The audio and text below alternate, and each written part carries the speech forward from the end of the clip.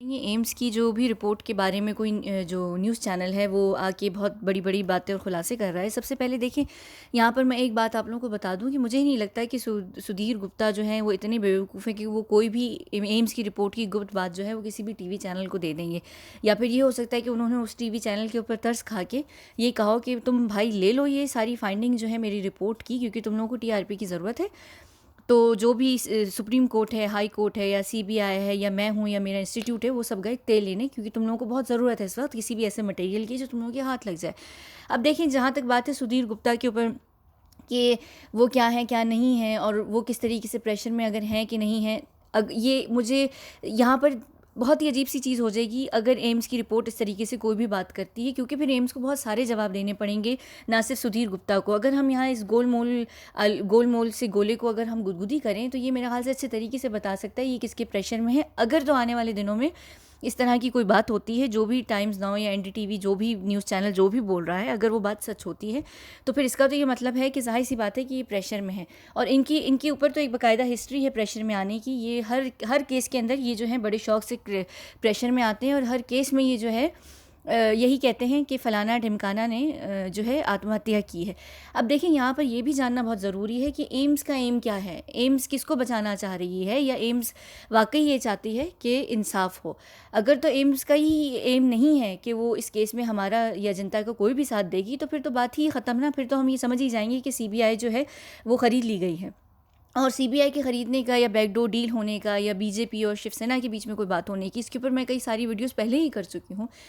अब देखिए यहाँ पर एक और बात आती है कि क्या सुशांत के केस में एम्स की रिपोर्ट वाकई इतनी ज़रूरी है। देखिए, सुशांत का ऐसा केस नहीं है कि वो बिल्कुल फाइनल वर्डिक्ट पर हो और एम्स की रिपोर्ट ही वो खुलासा करेगी और वो जजमेंट उसी के ऊपर आएगी। तो जो भी एम्स की रिपोर्ट है वो निर्भर ही नहीं करती है सुशांत के केस में। वो एक उसका हिस्सा ज़रूर हो सकती है। वो जाहिर सी बात है कि सीबीआई को मदद ज़रूर कर सकती है कि सच और झूठ के बीच में करने का। लेकिन अगर सीबीआई का खुद का एम है सुशांत को इंसाफ दिलाने का, तो सीबीआई को एम्स की रिपोर्ट की इतनी ज़रूरत नहीं पड़ेगी। ज़ाहिर सी बात है कि वो एक रिपोर्ट बहुत मायने रखती है, जिसकी वजह से ये बताया जा सकता है कि वो हत्या थी, आत्महत्या थी।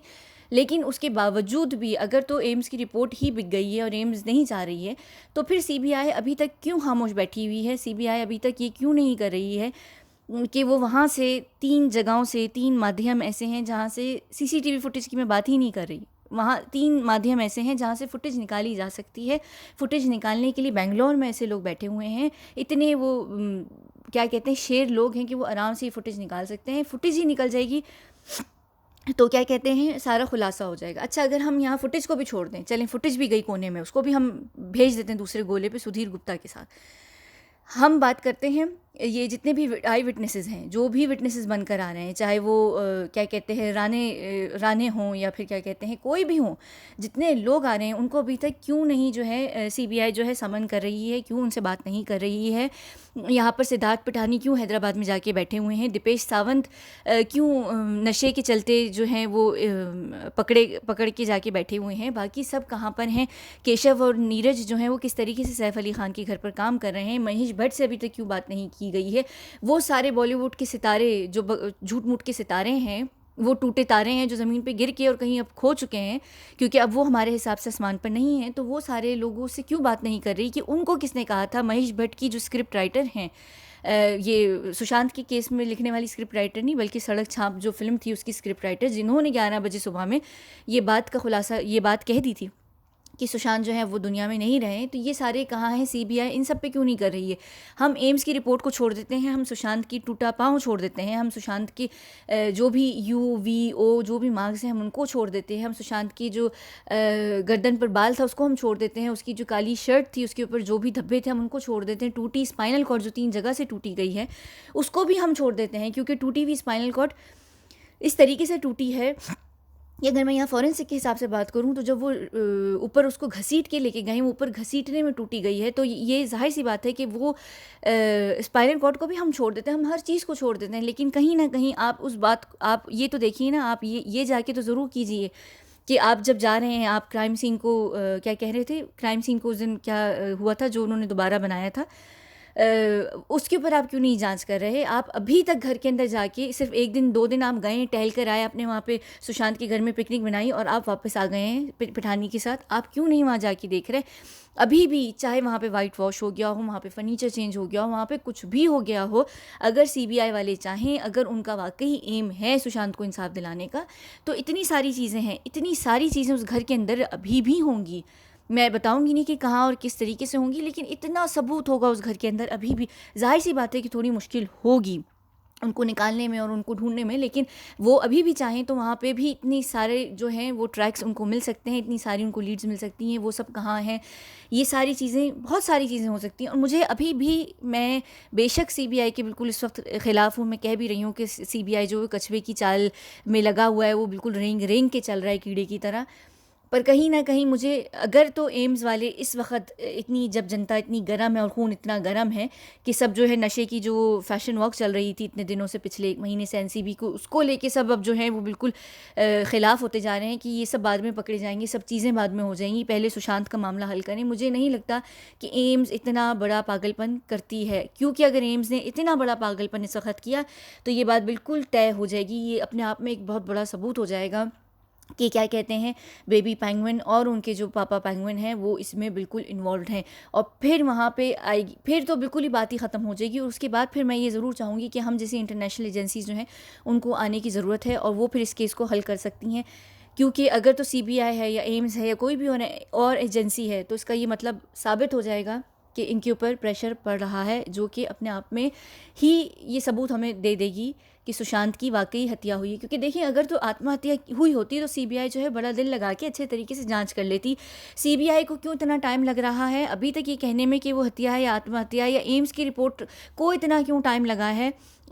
19 अगस्त से आज कौन सी, पता नहीं, सितंबर हो गई है, मुझे बिल्कुल तारीख भी याद नहीं है। आज सितंबर नहीं, हाँ अच्छा सॉरी, हम तो हम अक्टूबर में आ गए, तो पता नहीं कौन सी आज अक्टूबर है।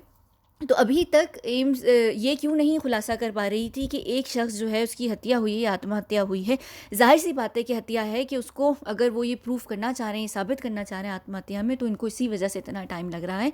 ये सारी चीज़ें इस वक्त बहुत बड़ा नाम लेंगी। जहाँ तक मुझे सब कह रहे थे कि जब मैं कह रही थी कि सीबीआई हो गई, या क्या कहते हैं, सॉरी सीबीआई ने बैक डील, नहीं सॉरी किसने, हाँ बीजेपी ने और सेना ने बैक डील कर ली है, तो आप लोग मुझे ये कह रहे थे कि बीजेपी इतनी बेवकूफ़ नहीं है कि वो सेना के साथ हाथ मिलाएगी, वरना दोनों पॉलिटिकल पार्टीज़ जो हैं वो बिल्कुल डूब जाएंगी। तो देखिए, पॉलिटिकल पार्टीज़ तो कभी डूबती नहीं हैं, उनके ऊपर बुरा वक्त आता है और उन लोगों को बुरे वक्त से निकल कर आना, जैसे कि महेश भट्ट भी अपनी एक इंस्टाग्राम पोस्ट में कह रहे थे कि हेल जो है वो हमारे लिए सज़ा नहीं होती है, बल्कि हमारे लिए ट्रेनिंग की एक जगह होती है, जो मैंने डिकोड की थी, मैं उसका लिंक डाल दूँगी, आप देख लीजिएगा। तो ऐसे जो लोग होते हैं, ये जो पॉलिटिशियंस होते हैं, सरकार होती है, इनके लिए सारी चीज़ें जो हैं क्या कहते हैं, ये एक पनिशमेंट नहीं होती है, उनके लिए एक ट्रेनिंग होती है। उनको ये होता है कि हमें किसी भी तरह हम चर्चा में रहें, किसी भी तरीके से हमारे ऊपर बात होती रहे, तो उनको फ़ायदा है, चाहे वो बुरा हो या अच्छा हो। क्योंकि जैसे कि हम सबको पता है कि सरकार हो या पॉलिटिशियंस हो, वो सारी उम्र उनकी इसी में गुजर जाती है, एक पार्टी दूसरी पार्टी से हाथ मिलाती है, एक पार्टी दूसरी पार्टी के ऊपर उंगली उठाती है, तो ये तो उनका चलता रहेगा।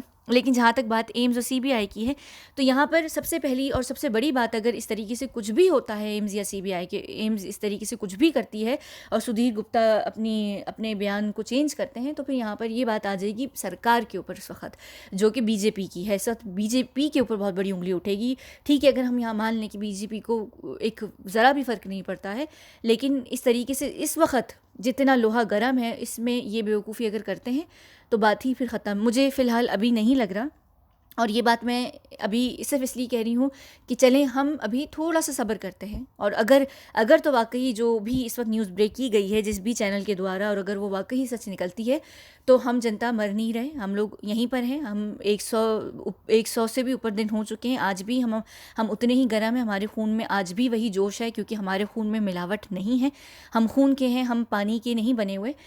हम आज भी बात करेंगे, हम आगे भी बात करेंगे। आप 100 दिन ले लें, 400 दिन ले लें या 1000 दिन ले लें, हम लोग यहीं पर हैं। और ये केस ना ज़िया ख़ान के केस की तरह 7.5 साल तक लटकेगा, ना सुनंदा पुष्कर के केस की तरह लटकेगा। ये लोग ये ज़रूर समझ सकते हैं और इनकी ज़रूर सोच है कि जिस तरीके से ये सारे केसेस को दबाते आए हैं, ये सुशांत का भी कर लेंगे, तो ये इनकी बहुत बड़ी भूल है। ये इतनी इनकी बड़ी भूल है कि ये भूल इनको इस भूल भुलैया में घुमा रही है कि इनको लग रहा है कि ये इस भूल भुलैया से कहीं भी बचकर निकल आ जाएंगे, लेकिन हर उस भूल भुलैया के जो एग्ज़िट है उस पे हम लोग खड़े हुए हैं और हम इनको निकलने नहीं देंगे। इनका पूरा करियर इसी तरीके से इस भूल भुलैया में घूमता रहेगा जब तक ये इस केस को जो है इंसाफ नहीं देते। और हम इस केस में तब भी नहीं चुप बैठेंगे अगर छोटे मोटे प्यादे पकड़े गए। अब तो हमारा खून इतना गर्म हो गया है कि हम जब तक सारे के सारे नहीं पकड़े जाएंगे तो हम चुप नहीं बैठेंगे। अब देखते हैं कि इस वक्त क्या कहते हैं, शुतुरमुर्ग की तरह जो अपना सर है वो मिट्टी में दे के और सारी सच्चाई से इस वक्त एम्स छुप के और सिर्फ सीबीआई के उसमें क्या कहते हैं, कौन है वो, एक तो क्या, हाँ, ये जो भी हैं इनके प्रेशर में आके बात करती है, या वाकई वो सच का साथ देती है। ये आने वाले 2-3 दिनों में मेरे ख्याल से मंडे तक जो है इसका खुलासा हो जाएगा और उसके बाद फिर हम देखते हैं कि क्या होता है क्या नहीं होता। सीबीआई डरी हुई ज़रूर है, ये बात बिल्कुल तय है। सीबीआई डर के बहुत चाह रही थी, वो इसलिए बॉम्बे से दिल्ली भी जाके दोबारा वापस बैठ गए थे। लेकिन क्या कहते हैं, फिर जैसे ही हम लोगों ने दोबारा से शोर मचाना शुरू किया 1 हफ्ते से, तो सीबीआई ने ये कहा कि हम सेकंड राउंड करेंगे। तो बिना दोबारा संदीप सिंह को बुलाए, पिठानी को बुलाए, ये दोबारा मुझे ऐसा नहीं लगता एम्स की रिपोर्ट में इस तरीके से कुछ आता है। और अगर आ भी जाए तो एम्स की रिपोर्ट जाएगी भाड़ में। सीबीआई खुद चाहेगी तो बहुत कुछ हो सकता है। एम्स की रिपोर्ट कुछ भी कहे, हम उसको उठा के भाड़ में फेंक देंगे, हम उसको भाड़ में फेंकेंगे, नरक में वो जलेगी और उसके बाद हमने जो करना है वो हम करेंगे और वो सीबीआई करेगी। तो एम्स की रिपोर्ट को लेकर प्लीज़ इस वक्त आप लोग बिल्कुल भी निराश ना हो, ज़रूरत ही नहीं है हमारा एम्स की रिपोर्ट को लेकर दुखी होने का। बहुत बहुत शुक्रिया।